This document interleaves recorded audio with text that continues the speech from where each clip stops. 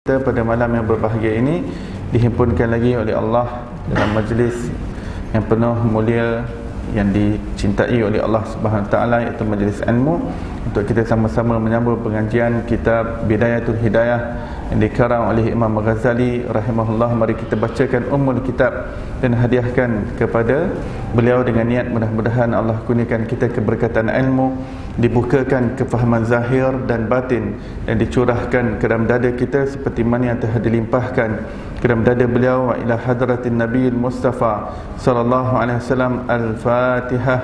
A'udzu billahi minasyaitonir rajim. Bismillahirrahmanirrahim.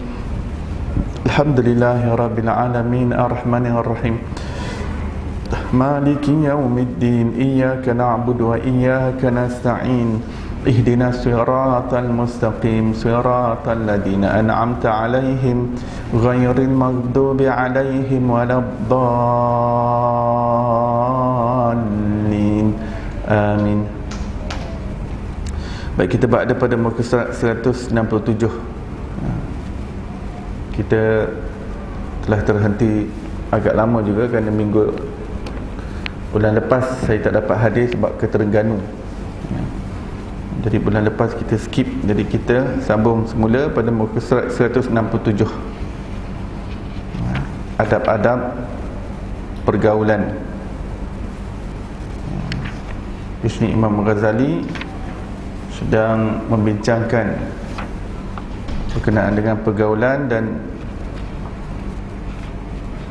menganjurkan kita untuk bergaul dengan orang-orang soleh, cari orang-orang soleh, berdamping dengan orang-orang soleh, berada di dalam circle orang-orang soleh, supaya kita mendapat tempias kesolehan mereka.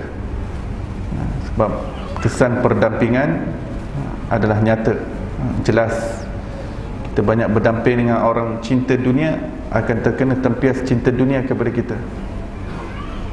Kita berdamping dengan orang-orang jahil, kejahilan dia tu akan terjangkit kepada kita, ya, tertempias kepada kita.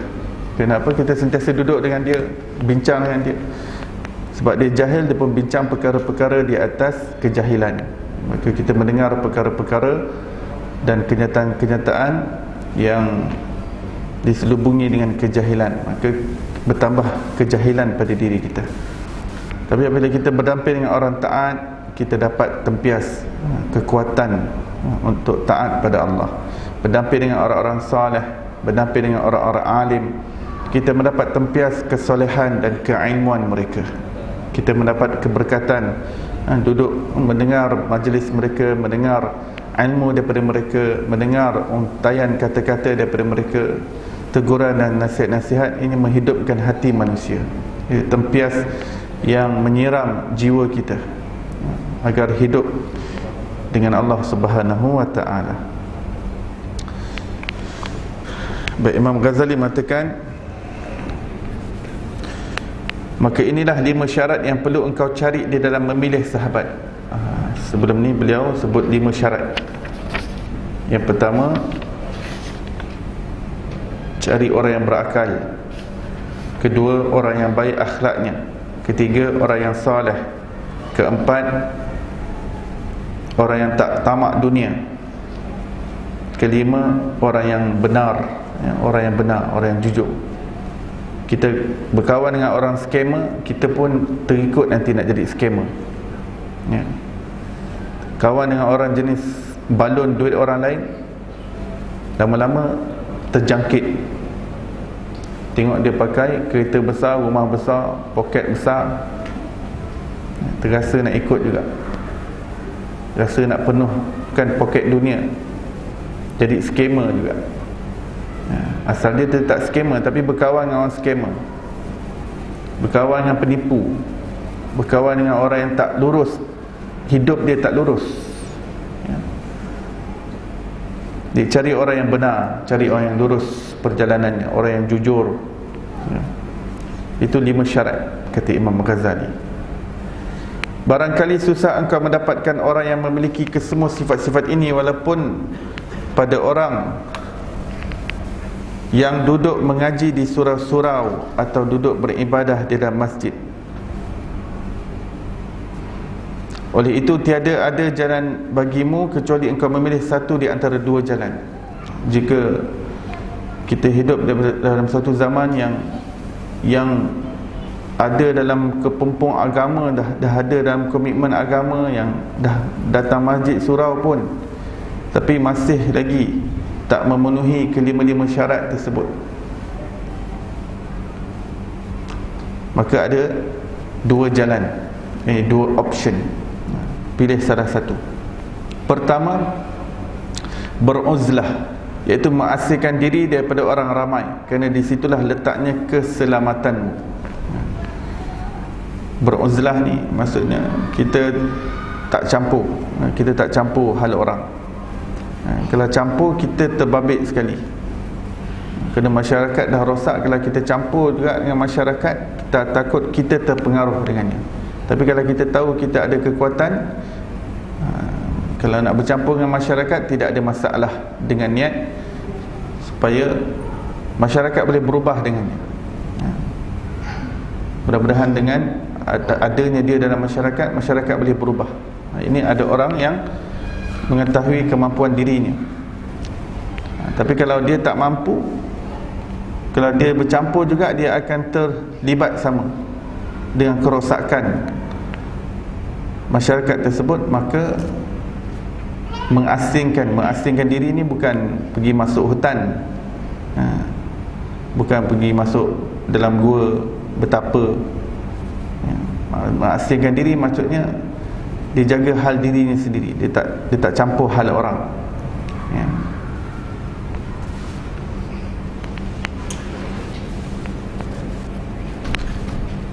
Kerana di situ ada keselamatan.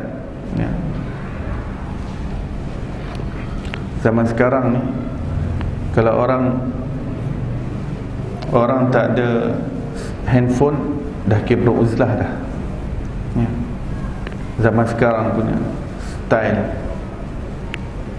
Sebab dengan handphone tu menghubungkan dia dengan pergaulan kepada satu dunia punya orang. Satu dunia boleh terhubung. Di situ pun suatu bentuk pergaulan, perdampingan. Siapa yang dia kawan, siapa yang dia friend, siapa yang berada dalam friend list dia berada dalam grup mana, berada dalam team mana. Dan dia kadang daripada segi fizikal dia dah asingkan diri dia daripada orang. Ada orang daripada segi fizikal dia tak campur orang, tapi daripada segi alam maya begitu aktif sekali. Dan aktifnya dia tu, kadang-kadang apa yang dia komen adalah sesuatu yang tidak sepatutnya, melanggar etika pergaulan, melanggar adab, bercakap dengan perkataan yang menyakitkan hati orang, menyindir, perlis, perkataan-perkataan yang boleh menyebabkan perpecahan, kebencian, permusuhan, perkataan-perkataan yang boleh menyemarakkan dan mengobarkan api perbalahan, pergaduhan, persengketaan, pertelingkahan. Dan komen dia tu komen yang nasty, sadistic,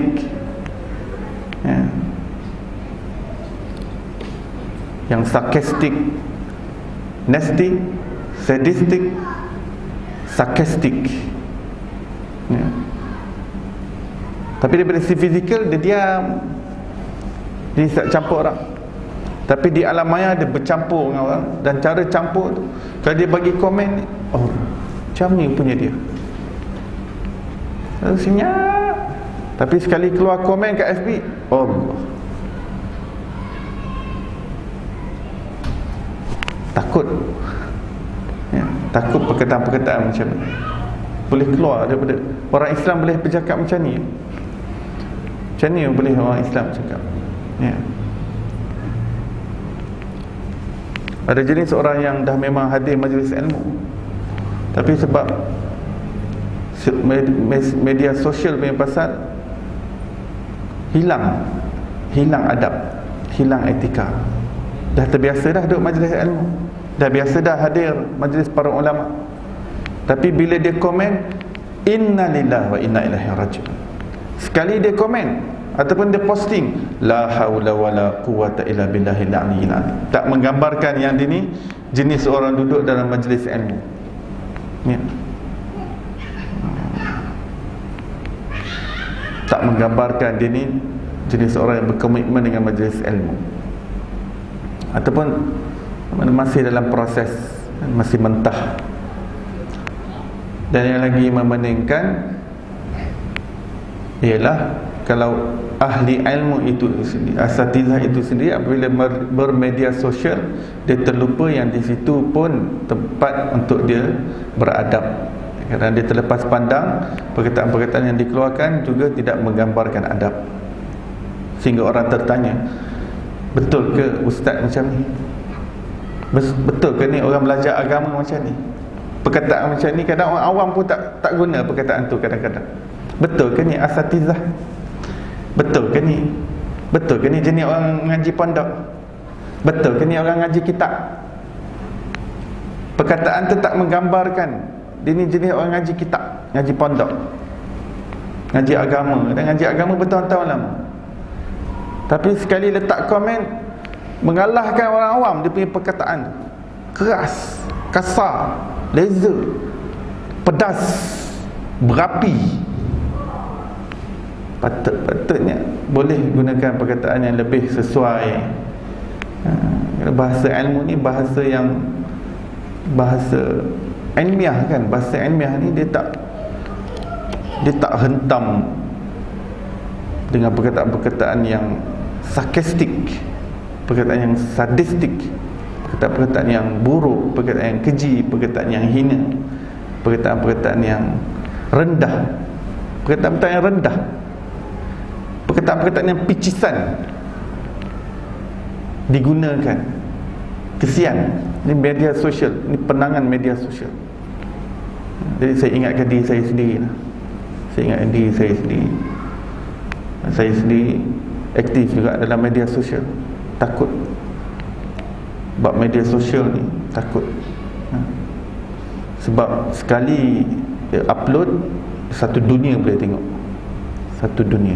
Dia bukan satu Malaysia bang, bukan satu Malaysia, satu dunia. Ya. Jadi kalau orang tu komen, dia nak letak komen, nak letak posting, dia kena tahu posting dia tu boleh pergi satu dunia, satu globe dunia ni, the whole globe. Dia bukan main kawasan Semenanjung, kawasan Putrajaya, bukan. Media sosial ni tak ada sempadan, sehujung-hujung dunia dia boleh pergi. Dia kena sedar consequences. Sekali dia posting, dia kena sedar akibat dia. Boleh pergi sejauh mana, komen tu boleh pergi sejauh mana.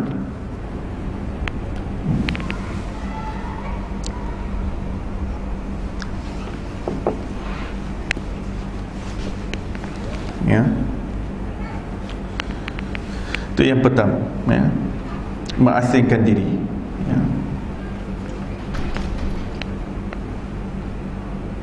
Yang kedua, jadi seseorang yang tak pandai untuk nak menulis dengan perkataan yang baik, komen dengan baik, maka dia tak perlu bermedia sosial. Dia tak perlu aktif dalam media sosial. Dia tak perlu letak komen. Dia tak perlu share. Dia tak perlu likes. Dia tak perlu copy paste. Dia tak perlu forward. Tak perlu.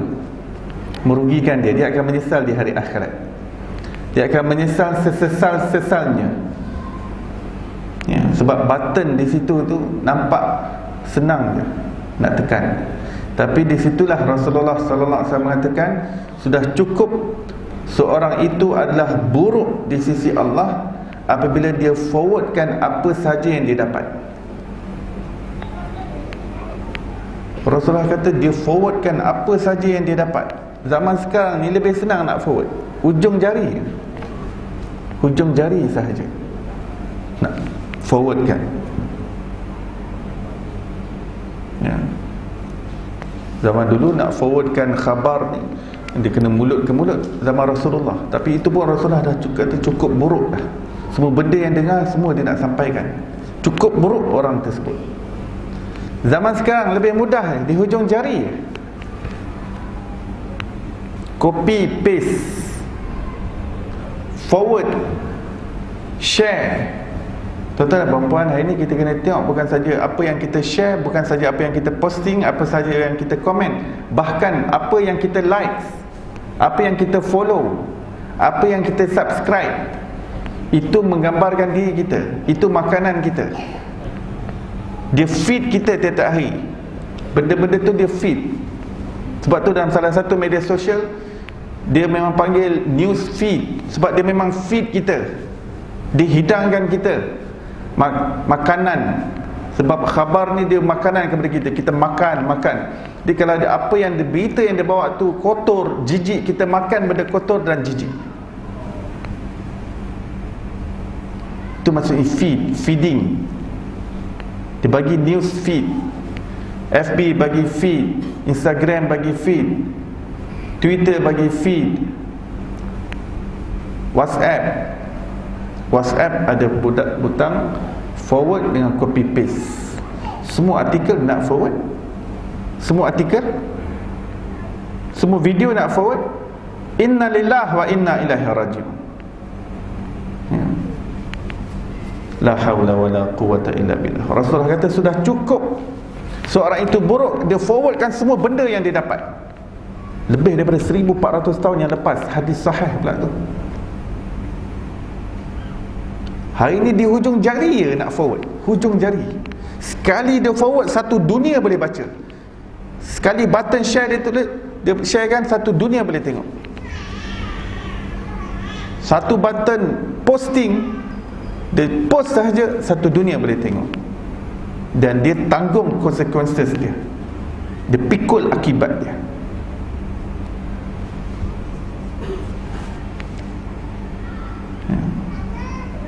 Tuan-tuan dan puan-puan yang dimuliakan Allah, semua video yang kita dapat dalam WhatsApp bukan untuk kita forwardkan kepada semua orang, melainkan kalau kita dah pastikan apa yang diucapkan dalam video tersebut daripada A sampai Z adalah sesuatu yang sangat baik, yang tidak memicu kepada permusuhan, pergaduhan, umpatan, gosip, khabar angin, assumption. Perkataan kan ada assumption sahaja dan benda tu dapat menyebabkan orang lain sangka buruk kepada orang lain, tinggalkan, tak perlu forward. Video itu di situ bukan untuk di forwardkan, tuan-tuan. Kadang-kadang ada orang begitu gemar sekali forward, semua benda nak forward, penuh grup. Dia tak ada kerja lain agaknya. Dia tak ada kerja lain dalam hidupnya, forward. Kalau perkara itu perkara yang baik, tak apa, tak ada masalah, masih boleh diterima. Video tu video yang baik, artikel yang baik. Tapi kalau dalam artikel tu daripada 10 perenggan ada satu perenggan yang buruk, dia tak perlu pun forward artikel tersebut. Atau kalau dia nak forward ke artikel tu juga, dia copy, kemudian dia buang dulu daripada perenggan yang tak sewajarnya di forwardkan, buang yang tu 9 perenggan, silakan forward. Kalau 9 itu perkataan yang baik, yang tidak menggores orang lain, tidak mencalakan orang lain, tidak menjatuhkan maruah orang lain, tidak mencemarkan nama baik orang lain. Adakah kita suka nama baik kita dicemar? Kita tidak suka. Demikian orang lain juga. Ya. Itu bahaya zaman sekarang. Dan kita kesian, kadang-kadang yang tukang-tukang forward ni pakcik-pakcik, dah tua-tua, dah nak meninggal lah. Dan dia kena pikul setiap daripada apa yang dia lakukan, daripada saki baki, daripada umur yang dia ada. Kita kesian dia kalau dia main WhatsApp. Kita kesian orang tua main WhatsApp. Sebab apa? Dia tak tahu consequences yang Rasulullah kata dia akan pikul apa sahaja yang dia forwardkan pada manusia lain. Kasihan. Dah hujung-hujung usia ni sepatutnya dah mula slow down dah. Dah mula banyak dengan ibadah, dah mula banyak dengan hati betulkan hubungan dengan Allah. Apabila dia sibuk dengan WhatsApp, apabila dia sibuk dengan FB, maka pelbagai kemerbahayaan dunia ini datang kepada dia di hujung usia dia.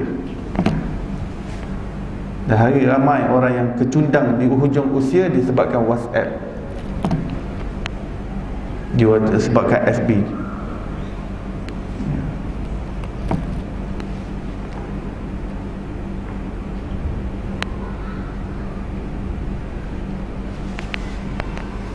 Jadi kita pastikan setiap kali kalau apa saja yang kita nak likes, kita nak share, kita nak copy paste, kita nak forward, kita nak subscribe, kita nak follow, kita nak join, kita kena pastikan perkara yang sedemikian itu hal-hal yang mendatangkan manfaat kepada kita.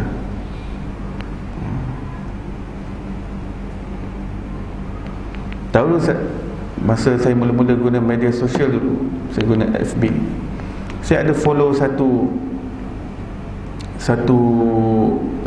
page FB daripada luar negara, Daily Mail ke, tak silap saya.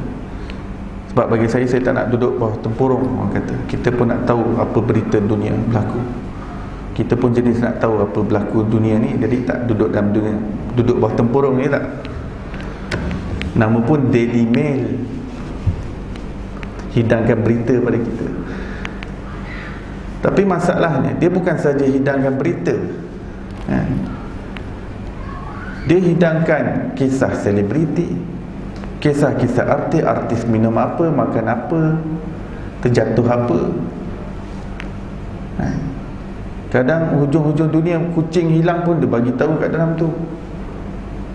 Saya lama-lama stres. Benda yang tak patut kita tahu, benda yang tak patut kita tahu. Hujung-hujung dunia dalam kebun orang berlaku apa, kita tak ada kena-mengena dengan kita. Semua dia nak hidangkan. Sebab bila kita dah follow portal-portal berita macam ni, dia untuk nak dapatkan rating, dia kena update setiap masa. Jadi apa berita, sekecil-kecil berita pun dia kena masuk juga, nak kasih sensasi. Berita kecil pun dia cuba sensasikan, sebab dia nak tarik lebih ramai orang, supaya orang ramai tak lari daripada portal FB page dia, supaya dia dapat rating tinggi dan dapat iklan tinggi, dapat duit banyak. Kadang setiap berapa minit sekali berita, sekali minit berita. Kadang berita tersebut berita yang sampah, berita yang rendah.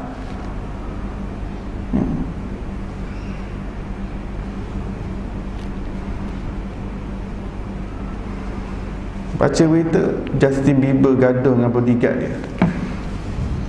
Kata, aku ada kena mengena, dia ada masalah dengan sekretari dia ke?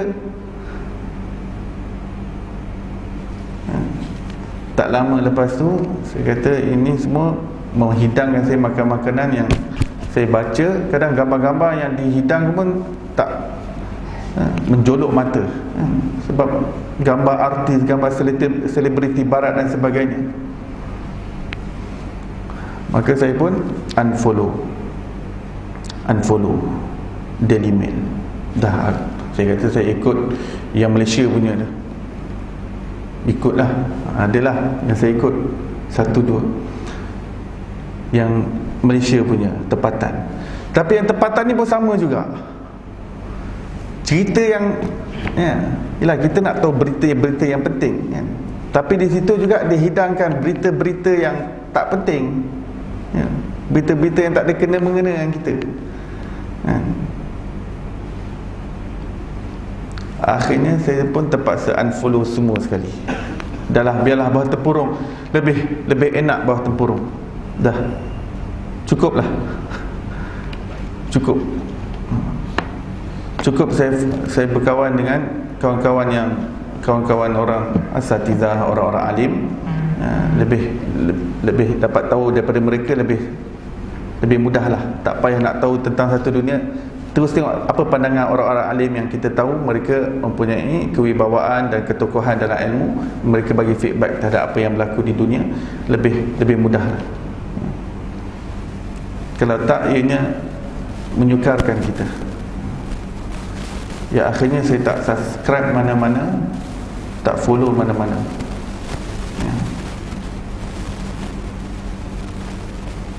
Jadi hari ni kita kena tengok dalam kita punya media sosial, tuan-tuan, kita kena tengok balik mana-mana yang tak patut subscribe. Malam ni kita unsubscribe, baik di YouTube, baik di Instagram, baik di FB. Malam ni juga kita unfollow. Malam ni juga, kita tak tunggu esok nanti sampai bila-bila, tak. Malam ni kita check balik, sebab tu semua dia feed kita tiap-tiap hari. Apa yang kita ikut di FB, itu dia feed kita. dia jejaskan rohani kita. Demi Allah, dia jejaskan rohani kita, dia jejaskan akal kita, dia jejaskan pemikiran kita, dia jejaskan masa kita yang berharga, dia jejaskan agama kita, dan dia boleh calakan iman kita dengan perkara-perkara tersebut. Hari ini kita cek balik mana yang kita kena unfollow. Biarlah yang tinggal yang unfollow kat situ Ustaz Abdul Samad, Ustaz Azhar Idrus, Ustaz Don Daniel, Ustaz Wadi Anwar. Ini orang-orang yang jujur benar. Biarlah ikut benda yang boleh bagi manfaat kepada kita. Benda-benda yang dapat kotorkan hati kita, malam ni kita unfollow, malam ni kita unsubscribe. Baik YouTube, baik SB.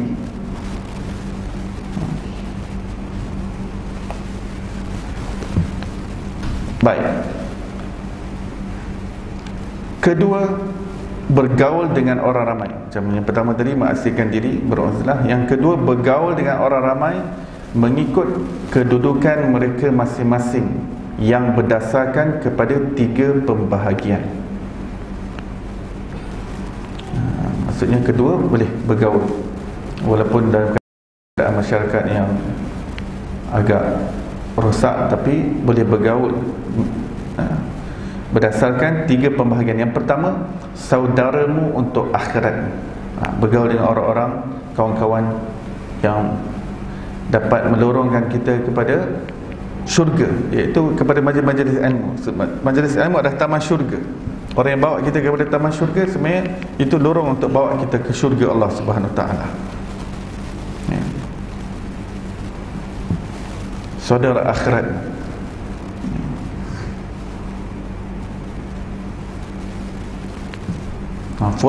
Follow kuliah warrior.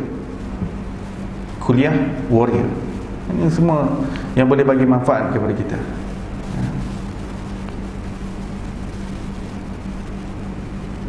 Mata janganlah engkau perhatikan padanya kecuali hal-hal agama. Cari kawan-kawan akhirat. Circle orang-orang yang dah memang cinta agama, memang pemburu majlis ilmu, pemburu ulama, pemburu orang-orang soleh. Kawan-kawan yang macam ni kita cari circle.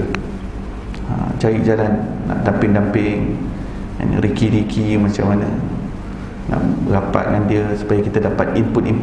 Kadang dia bagi, kadang rapat dengan dia sebab dia rapat dengan ulama, kita rapat dengan dia, kita pun rapat juga dengan ulama. Kadang kita ni nak dekat-dekat dengan ulama ni payah, tapi sebab kita geng dengan orang-orang yang rapat dengan ulama, jadi kita pun mudah nak rapat dengan ulama.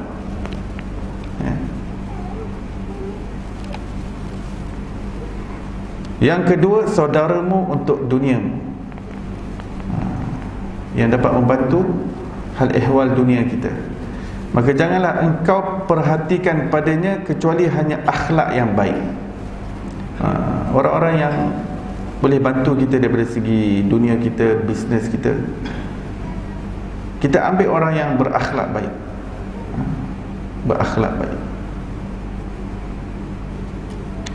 Ketika saya mula-mula pulang daripada belajar luar negara, pulang ke tanah air, mula settle di tanah air, saya terfikir, ialah balik sambil mengajar, sambil saya nak ada bisnes sendirilah. Kita tak nak bergantung penuh pada mengajar bisnes, sebab kita belajar, waktu belajar luar ni, tengok ulama-ulama luar ni memang mengajar, memang ada bisnes masing-masing. Dulu kita belajar di Afrika, Maulana ni semua ada kedai mereka sendiri, gudang mereka sendiri, kilang mereka sendiri. Maksudnya ada pendapatan luar. Mereka tak bergantung penuh pada gaji mengajar madrasah. Lepas tu pergi Yaman pula Tarim, tengok Habib Umar sendiri ada kedai, ada ladang. Habib-habib yang lain mereka ada kedai-kedai tertentu. Jadi balik tu kita pun teringin juga nak tengok, nak macam tu lah. Tapi tak berkesempatan sebab tak jumpa orang yang boleh betul-betul yang akhlak, mempunyai akhlak yang baik, yang boleh jadi mentor, bimbing. Sampailah awal tahun ni jumpa dengan satu orang Maulana. Dia bekas pelajar Pondok Temboro. lama belajar pondok Temburu, mengaji daurah hadis sampai habis Maulana. Dia pun balik mengajar, dia pun cebur dalam bidang bisnes. Call saya, kata, Ustaz Iqbal nak belajar buat bisnes tak? Kata, memang dah lama niat, dah lama niat, jom. Dia pun ajak. Saya kata, kalau orang macam ni saya nak ikut. Kerana nak kata orang-orang bisnes, saya kenal ramai orang-orang bisnes, orang-orang kaya, jutawan saya ramai kenal. Tapi kalau yang ini offer saya nak belajar bisnes daripada dia, bismillah. Orang macam ni, bismillah. Ini orang-orang yang kita pilih untuk nak bantu untuk dunia kita.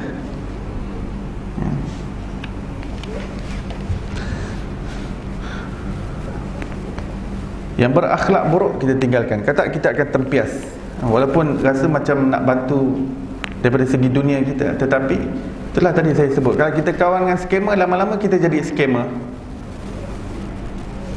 Berkawan dengan pembohong, lama-lama kita jadi pembohong.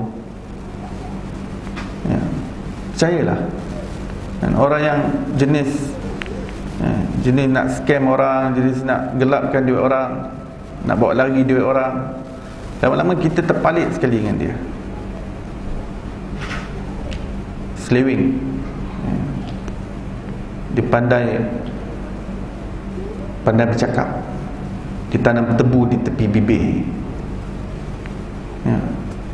Kita pun boleh terikut kalau kita berkawan dengan orang-orang macam ni, orang yang berakhlak buruk. Ya. Dia nak faham dia orang, kawan dia sendiri dia sanggup faham. Kawan dia sendiri tu, kawan lama tu, dia sanggup tikam. Berkawan dengan orang macam ni, lama-lama kita pun jenis tikam orang dia, boleh berjangkit. Jadi jangan kita ingat dia ni bantu kita, dia rakan bisnes sahaja. Jangan, dia boleh terpalit dengan kita. Ya. Carilah orang yang berakhlak baik, orang yang jujur dalam menjalankan perniagaan, orang yang jujur dalam melangsungkan bisnes dia, yang lurus perjalanannya, lurus. Ya. Ketiga, saudaramu untuk kejinakan hatimu. Pergaulan dengan orang-orang yang dapat jinakkan hati kita, lembutkan hati kita, maka jangan engkau perhatikan padanya kecuali hanya keselamatanmu dari kejahatannya, fitnahnya dan keburukannya. Silap, bukan saudara. Tadi saya kata kejinakan di sini yang dapat lembutkan hati, bukan. Kejinakan hatimu ni untuk kawan-kawan, teman-teman, sebagai suatu kejinakan. Ialah bila kita jumpa kawan yang kita seronok, itu kejinakan hati. Bukan sebab dunia, bukan sebab untuk nak dunia, bukan sebab agama, tak. Tapi sebab nak berkawan. Kita manusia ni nak berkawan. Ya, sebab tu orang boleh duduk kadang kat warung lama-lama, warung mamak boleh lepak sebab nak kawan. Dia bukan bincang bisnes pun, tak ada bincang bisnes, tak ada bantu dunia dia ke agama dia, tak ada. Nak kawan, borak pasal bola, borak pasal macam-macam. Lama boleh borak ni. Saya kagum orang boleh borak lama kat kedai mamak. Masya Allah, ya. Masya Allah, tabarakallah. Orang yang macam ni kena berhati-hati, kena berwaspada. Ya, walaupun sekadar untuk berkawan, untuk nak seronok hati berkawan, tapi kena jaga daripada orang-orang yang boleh menyebabkan fitnah terhadap agama kita. Orang-orang yang dirinya ada kejahatan, ada keburukan. Kita kena jaga diri kita, jangan sampai kita terbabit dengan apa yang dia lakukan. Maksudnya kena jaga, waspada, berhati-hati. Kita tak bersangka buruk pada siapa-siapa, kita jangan bersangka buruk, tapi berhati-hati itu perlu. Sebab orang lain tu lebih boleh jadi lebih mulia daripada kita. Itu kita kena pegang.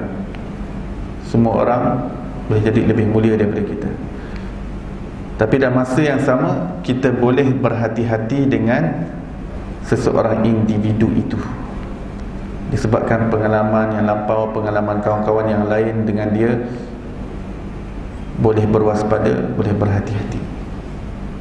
Kita berhenti sebentar untuk memberi laluan kepada azan Isya.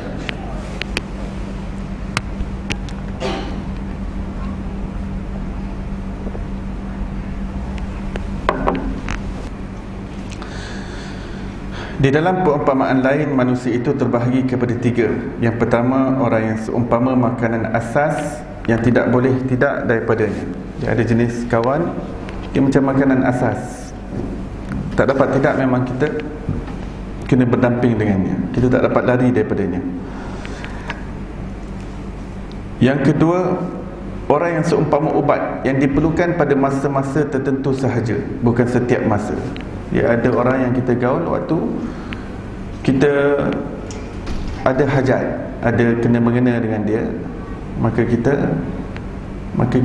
kontak dia, kita bersama dengan dia. Ada jenis macam ni, diumpama ubat. Ya. Yelah, kalau nak campur semua orang nak betul-betul jaga kontak, bila kita nak masa kita dengan Allah, ya. Ada masa yang memang macam, ada orang yang macam makanan asas, ada orang macam obat. Yang ketiga, orang yang seumpama penyakit yang perlu dihindari daripadanya, namun terkadang seorang hamba itu dibalakan dengannya walaupun penyakit itu tidak disenanginya dan tidak ada manfaatnya. Maka perlulah seorang itu mengambil langkah-langkah yang bijak supaya ia dapat selamat daripadanya. Namun demikian, di dalam penyakit itu ada satu rahsia besar seandainya engkau mampu menghadapinya, iaitu apabila engkau cuba memperhatikan keadaannya dan kesannya yang buruk, lalu setelah itu engkau pun menjauhkan diri daripadanya. Baik. Yang ketiga, kawan ada yang penyakit, dia toksik, dia seperti toksik, penyakit, ya, parasit, ya, yang kita kena hindari daripadanya. Tapi kadang-kadang dalam keadaan situasi, akhirnya kita diuji juga untuk kena rapat dengan dia. Disebabkan hal-hal yang tertentu, mungkin kita ada terpaksa terkena-mengena dengan dia, walaupun dia ni jenis orang yang jahat, orang yang buruk, tapi kita diuji untuk bersama dengan dia walaupun dia penyakit. Macam penyakit yang ada pada kita, kita tak suka penyakit, tapi kadang-kadang kita diuji juga dengan penyakit tersebut, ya. Kan orang yang jaga diri dia, dia jaga diet dia, jaga makanan dia, jaga minyak, jaga kolesterol, jaga glukos, jaga garam, tiba-tiba terkena juga kanser. Padahal dia memang dah makan sayur, makan macam-macam, barang kesihatan, suplemen semua dia jaga, bersenam pun senam, gym pun dia pergi gym, tapi kena kanser juga. Padahal dah sehabis higienik. Maksudnya ada hikmah besar lah bagi dia penyakit tu. Ada hikmah besar. Jadi orang yang diuji oleh Allah terpaksa juga bergaul dengan orang-orang yang toksik ni, berpenyakit. Dia tak dapat lari. Bukan dia nak kawan dengan orang tu, tapi dalam keadaan yang tertentu dia tak dapat elakkan, terpaksa juga berdamping dengan dia. Maka perlu mengambil langkah-langkah yang bijak untuk selamat daripada keburukan dia. Dah tahu dia buruk, sentiasa berjaga-jaga, sentiasa dalam keadaan alert, sentiasa dalam keadaan standby mode dengan orang-orang yang macam ni, supaya tak terjangkit keburukannya. Dan ada rahsia dia, ada hikmah. Dalam keadaan kita diuji dengan orang-orang seperti ni, kita lihat apa keburukan yang dia buat, maka kita elakkan daripada keburukan itu. Kadang-kadang tak bercampur dengan orang ni, kita tak tahu benda tu, ada benda jahat yang macam tu. Jadi orang-orang macam ni kita dapat kenal, oh benda ni jahat, kita jauhi daripada perkara tersebut, ya.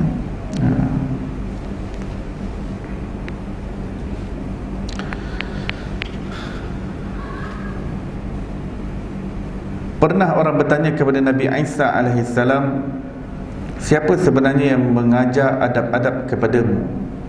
Lalu beliau menjawab, tidak ada seorang juga pun yang mengajarkan adab kepadaku, tetapi apabila aku perhatikan kejahilan, maksudnya tidak beradabnya orang yang jahil, timbullah di dalam diriku perasaan mahu menjauhkan diri daripadanya, ya.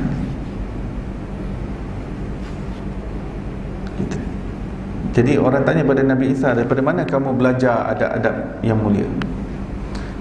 Kata tak ada siapa pun guru yang mengajar aku. Ialah zaman dia tu dia yang tertinggi adab, kan? Sebab zaman Nabi Isa, kedudukan baginda Nabi Isa tinggi, lebih tinggi daripada, walaupun Nabi Yahya sezaman dengannya, tapi kedudukan Nabi Isa lebih tinggi daripada Nabi Yahya. Jadi pada zaman Nabi Isa tidak ada siapa manusia yang lebih tinggi kedudukan berbanding Nabi Isa binti Maryam.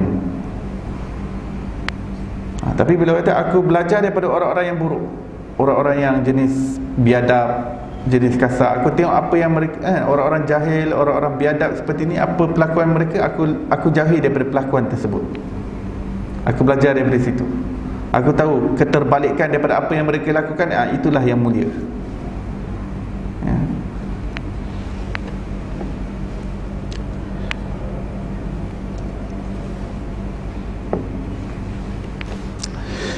Sungguh benar perkataan Nabi Isa AS itu, jikalau orang ramai menjauhkan diri daripada membuat apa-apa yang mereka benci, orang lain membuatnya terhadap diri mereka, nescaya sempurna sekalian adab dan masyarakat tidak perlu lagi kepada orang yang mengajarkan adab kepada mereka.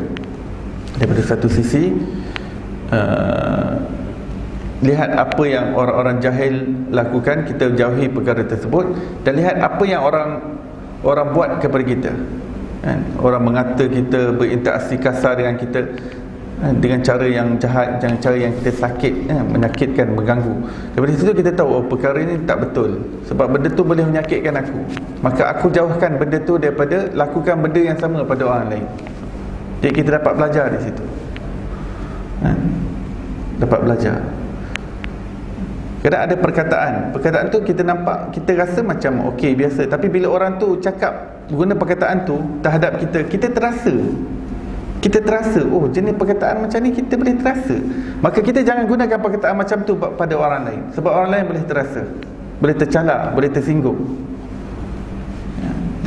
Demikianlah salah satu cara bagaimana kita belajar adab yang mulia. Kita tengok bagaimana orang memperlakukan terhadap kita, bagaimana layanan manusia terhadap kita yang kita terasa terganggu, kita rasa tersakiti, kita rasa tidak enak dengan cara yang sedemikian itu, maka kita jangan lakukan perkara itu kepada orang lain.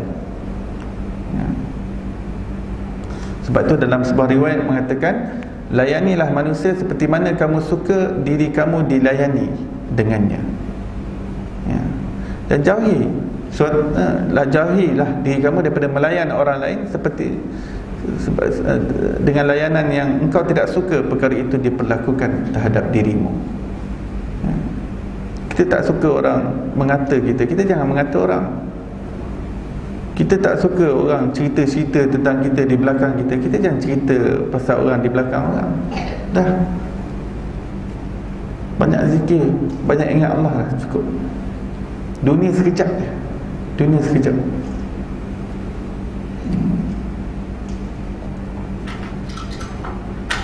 Ketika saya belajar di Afrika tu, ada satu orang Maulana. Ketika saya tahun 1, tahun 2 ni, tahun 1, tahun 2, tahun 3 masih Maulana cakap English lagi lah, kan? Maulana dah mengajar bahasa English Afrika Selatan. Tahun 4 baru full Urdu. Walaupun Urdu tahun 1, 2, 3 dah ada, tapi sikit-sikit, tapi tahun 4 dah memang full Urdu. Urdu bolte hai agar nahi samajhte hai to ta'lim tu nahi samajhta. Tu Urdu, bahasa macam Hindustan penuh. Tak faham Urdu, tak faham apa-apa lah. Tak faham hadis, tak faham tafsir, tak faham fiqh. Sebab Maulana semua guna bahasa Hindustan hai. Hindustan. Sebab semua Maulana, kebanyakan Maulana daripada India, Pakistan, Afghanistan. Jadi ada tak Maulana yang bercakap bahasa English ni, dia kata, dunia is very short to have ill feeling towards someone else.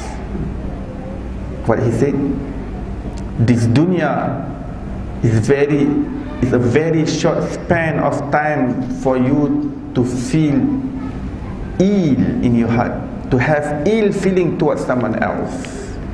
Dunia ni terlalu sedikit, terlalu singkat untuk kamu nak terasa hati dengan orang lain, benci dengan orang lain, bermusuh dengan orang lain, rasa dengki dengan orang lain. Itu panggil ill feeling. Ill feeling. dengki, dendam, iri, ya, benci. Dunia ni terlalu singkat sangat, terlalu pendek sangat. Hati ni kita nak lalui atas dunia ni dalam keadaan jernih, tak nak hasad, dengki, dendam ke orang lain, tak ada nak simpan-simpan pada orang lain. Jernih, maafkan. Lalui dunia ni dengan hati yang memaafkan. Lepas pandang dah bismillah, banyakkan berzikir pada Allah, banyakkan selawat, dah banyak istighfar. Wallahu alam. Sampai di situ insya-Allah. Tugas kedua, cara menunaikan hak-hak persahabatan, kita akan sambung pada pengajian yang akan datang. Mudah-mudahan Allah hiasi diri kita dengan sifat dan akhlak yang mulia. Allah kurniakan kita pergaulan dan circle yang sentiasa membantu kita dalam memberi manfaat dalam hal agama kita, akhirat kita dan duniawi kita, yang tidak merugikan kita, yang tidak menyesalkan kita dunia dan akhirat. Mudah-mudahan Allah kurniakan kita husnul khatimah dan jauhkan kita daripada su'ul khatimah. Wa sallallahu ala sayyidina Muhammadin wa ala alihi wa sahbihi wasallam. Alhamdulillahi rabbil alamin. Baik, kita tangguh majlis kita dan tasbih kifarah dan surah wal asr. Subhanallah bihamdi, subhanakallah bihamdika, asyhadu an la ilaha illa anta wa astaghfiruka wa atubu ilaik. Bismillahirrahmanirrahim. Wal asr innal insana lafi khusr illa alladhina amanu wa amilus salihat wa tawasaw bil haqqi wa tawasaw bis sabr. Assalamualaikum warahmatullahi wabarakatuh.